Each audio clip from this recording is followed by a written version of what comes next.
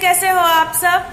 आज आपके RRB clerk के मार्क्स आउट हुए हैं और मैंने सोचा कई लोगों ने ग्रुप में शेयर किया था अपने अपने रिजल्ट को और वो बड़े कंफ्यूज थे कि उन्होंने 75 किया था तो फिर इन्हें 74.75 कैसे मिले, क्योंकि अगर एक क्वेश्चन गलत भी होता तो वो 73.75 होने चाहिए थे, या और भी ऐसी कई सारी चीजें थी, कई सारे क्वेश्चन थे।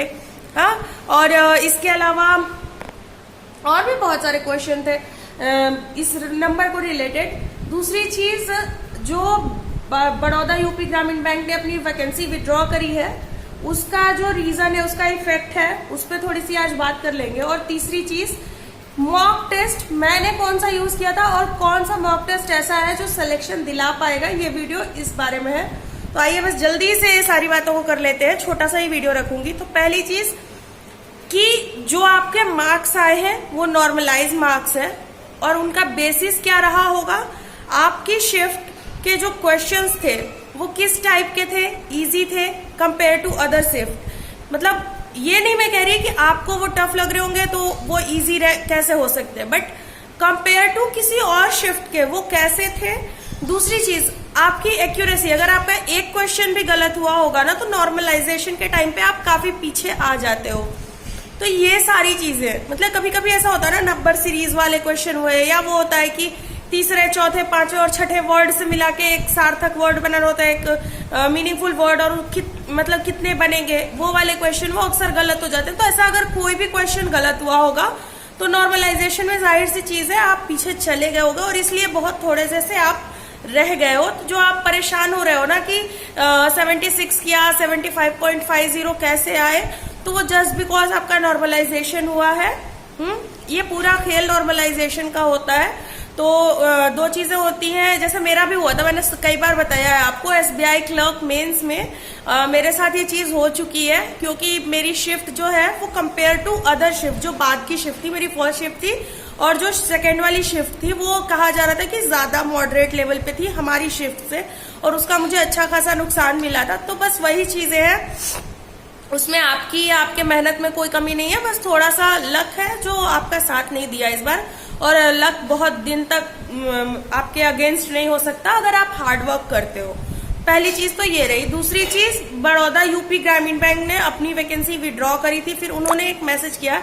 तो देखो, जो हाई कट ऑफ इतनी गई है ना, इसका एक रीजन ये भी है कि जो बड़ौदा यूपी बैंक है ना, उन्होंने अपनी वैकेंसी विड्रॉ कर ली। अब यूपी की कट ऑफ गई है 76 पॉइंट, मतलब कुछ एग्जैक्ट तो नहीं मुझे याद, 76.25 गई है शायद। तो इतनी कट ऑफ यूपी की 80 में, अब आप मतलब सोचो क्या लेवल है कंपटीशन का। तो ये ऐसा नहीं है कि मतलब केवल उन्होंने इतनी ज्यादा वैकेंसी पे इतने कट ऑफ, नहीं, कुछ वैकेंसी विड्रॉ हो चुकी है, ये सही बात है प्री के टाइम में। अब अगर किस्मत अच्छी रही, जो आप लोग सेलेक्टेड हुए हो, तो लास्ट ईयर की तरह वो वैकेंसी वापस ऐड कर देंगे। उससे क्या होगा, जो आपकी फाइनल कट ऑफ होगी ना वो काफी गिर जाएगी और बहुत सारे लोग सेलेक्टेड हो जाओगे। तो हाँ, हालांकि इसमें अब भी नुकसान उन बच्चों का है जो प्री में थोड़े से नंबरों से रह गए और वो काफी ज्यादा उन्होंने मेहनत करी थी, बट नॉनलेस किसी भी चीज को, मैंने हमेशा कहा ना कि किसी भी गुजरी हुई चीज के लिए रोने से बेटर है आगे आने वाली हर चीज के लिए अपनी मेहनत को और दुगना करो। इतनी मेहनत करो ना कि भगवान भी आपसे पूछे कि क्या चाहिए तुमको, वो ले जाओ, वो वाली चीज की किस्मत आपसे हार जाए। किस्मत के आगे नहीं झुकना, किस्मत आपसे हार जाए उतनी मेहनत करनी है। तीसरी चीज, कौन सा मॉक टेस्ट मैंने दिया था और टेक्स्ट बुक कैसा है, या कौन सा मॉक टेस्ट ऐसा है जो आपको सिलेक्शन दिला सकता है। आइल से कोई भी ये गारंटी नहीं लेगा, भले ही कोई भी, इवन कोई भी मॉक टेस्ट वाली कंपनी कहे, कोई भी कहे कि हमारे यहाँ से पढ़ लो और 100% सिलेक्शन होगा, मैं कभी नहीं ऐसा कहूंगी, ना मैंने कभी कहा है। इवन जब भी मैंने आज टेक्स्ट बुक भी कहा है तो ये कहा है कि फ्री मॉक जाके लगाओ, समझ आता है लेवल तो दो। आरआरबी पीओ का लेवल आईबीपीएस पीओ के लेवल जैसा नहीं होता, नॉर्मल लेवल होता है in comparison to that exam, क्योंकि वो एग्जाम मैंने दिया है दो बार, और पहले बार तो मुझे हवा तक नहीं मारी थी कि उस एग्जाम में आया क्या था। कभी अब मैं आपको ना इस पे एक बड़ी सी वीडियो बना दूंगी, आईबीपीएस पीओ का एग्जैक्ट जो फॉर्मेट था, इस बार भी जो था मेरा क्यों सिलेक्शन नहीं हुआ आईबीपीएस पीओ में, ये सारी चीजें मैं आपको एक वीडियो में बना दूंगी। बट आप लोग, कई लोगों का मैंने ये देखा है क्वेश्चन कि अफेयर्स क्लाउड पढ़ लिया तो क्या इनफ है। आप ये मान लो कि जब आप प्रिपरेशन पीरियड में हो, कोई भी चीज इनफ नहीं है। मैं ये नहीं कह रही कि आप हेक्टिक हो जाओ, बहुत ज्यादा पढ़ो। मैंने तो हमेशा कहा है, फर्स्ट वीडियो से लेके आज तक मैं हमेशा कह रही हूं, अगर आप चीजों को परचेज कर सकते हो, पढ़ाई पे इन्वेस्टमेंट करना वो हमेशा इन्वेस्टमेंट होता है। पढ़ाई पे मनी कभी खर्च नहीं होती, स्पेंड नहीं करते हो आप पढ़ने वाली चीजों पे, वो हमेशा एक इन्वेस्टमेंट है, क्योंकि आपको पता है इन फ्यूचर वो आपको दुगनी तिगुनी कई गुनी होके मिलेगी। अगर मेरी सैलरी स्लिप इस मंथ की आएगी ना, आप देखोगे मेरी इन्वेस्टमेंट कितनी महंगी, मुझे कितना टाइम्स मल्टीप्लाई होके मिल रही है, आपको खुद वो दिखेगा। तो ये सारी चीजें हैं, तो कोई चीज कभी इनफ नहीं होती। हेक्टिक मत हो, बट अपनी तरफ से जितनी चीजें कर सकते हो उसमें कोई कमी मत रखो। मतलब कल को आपको खुद से नहीं होना चाहिए सवाल कि काश मैं थोड़ी ये चीज और कर लेता तो हो जाता। हाँ, अगर आप नहीं अफोर्ड कर सकते, जो चीजें आपके पास है आप सही तरीके से, स्मार्ट तरीके से कर रहे हो, वो बेटर है।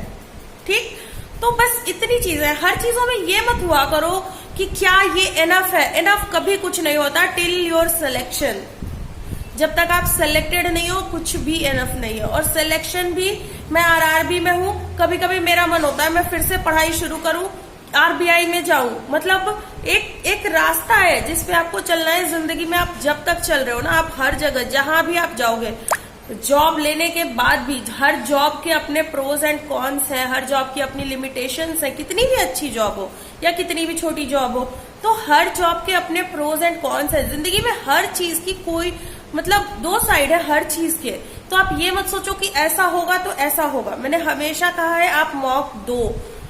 और रही बात कि मेंस में कितने मॉक देने हैं, मैंने बताया है। मैं तो नहीं, कभी नहीं मैं इस चीज को फेवर करूंगी कि आप रोज मॉक दो, अल्टरनेट डेज पे मॉक दो, कभी नहीं। टाइम बहुत कम है, मैं तो कहूंगी 4 से 5 मॉक दो, क्योंकि मेंस में आपके पास टाइम होता है, आपको चीजें कॉन्सेप्ट ज्यादा आना चाहिए। आप जितनी जल्दी क्वेश्चन को समझोगे उतना अच्छे से करोगे और वो आपके लिए उतना फायदेमंद होगा।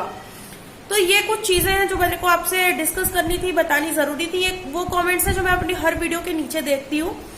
तो पिछले कई दिनों से बनाने की सोच रही थी, बट हेल्थ साथ नहीं दे रही थी।